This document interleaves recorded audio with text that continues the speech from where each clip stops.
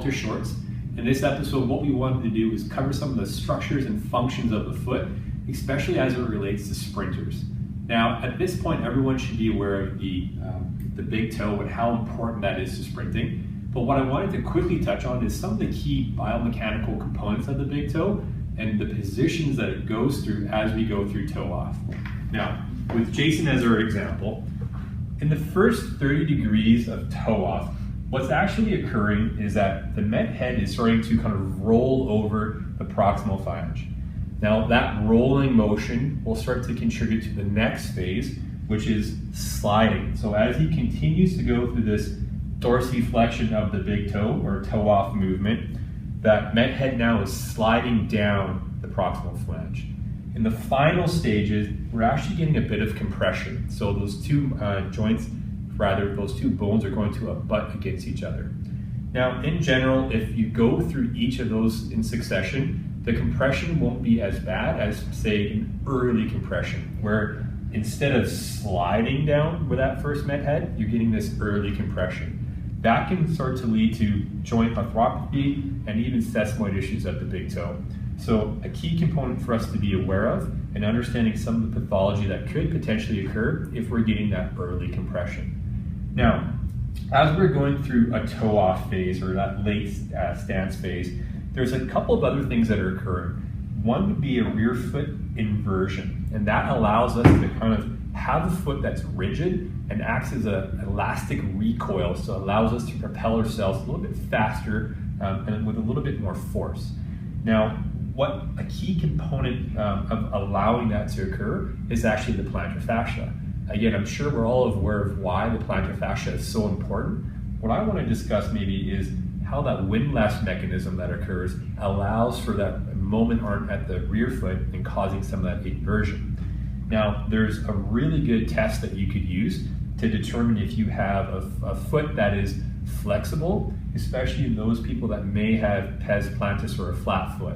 So determining if it's more of a tissue that's causing this foot to become quote unquote flat, or if it's more of a rigid or structural deviation that's causing a flat foot.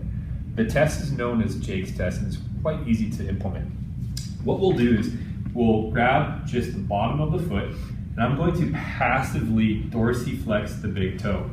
And as I do that, there's a few things that you should be able to observe. One would be that the arch kind of creates itself. The other thing would be we start to see this inversion of the rear foot. And just to demonstrate that, I'll have Jason turn around so everyone can kind of see. I'm just going to move around him. And again, doing the exact same thing. From my angle, I'm seeing a arch being formed, and I'm starting to see the rear foot going through this inversion moment. So this foot would be one that's flexible and is ready to kind of absorb force and go through the ground. Now, to speak on how we can create the same positions in an exercise, I think before I even begin, what I'm going to show you is an exercise to create the same position or having an arch in your foot. I am by no means saying that this is a posture that you need to be walking around with all the time. It's simply just to be able to get into a certain position with your foot. Now, to do that, what we're going to do is create an artificial short foot. There's many, many ways of teaching how to create a short foot. The way that I choose to do it is by having the athlete in front of us lift all their toes off the ground. And as soon as I do that, you can start to see this arch formation. As soon as I relax my toes, that arch collapses. I want to be able to have my toes on the ground, but maintaining that arch. And the way I do that is by harnessing the co-contraction that can occur at the big toe, specifically between the short extensor and underneath the long flexor. When both those muscles are activated, we can create a little bit more stability at the MTP and allows that arch to maintain. So the exercise would then look like this. We'll have the athlete lift all their toes off the ground. Ask them to shorten or create an arch. Again, you can use whatever cueing you'd like to create a short foot. And then ask them to put the lateral four toes down. At this point, what they need to do is create that co-contraction. So we're going to see if they can maintain the short extensor while that long flexor flexes the distal phalange. And then they'll drop that to the ground. Now you can see in this position, while I have that co-contraction going on, I maintain my arch. And if I let that relax, the arch collapses as well.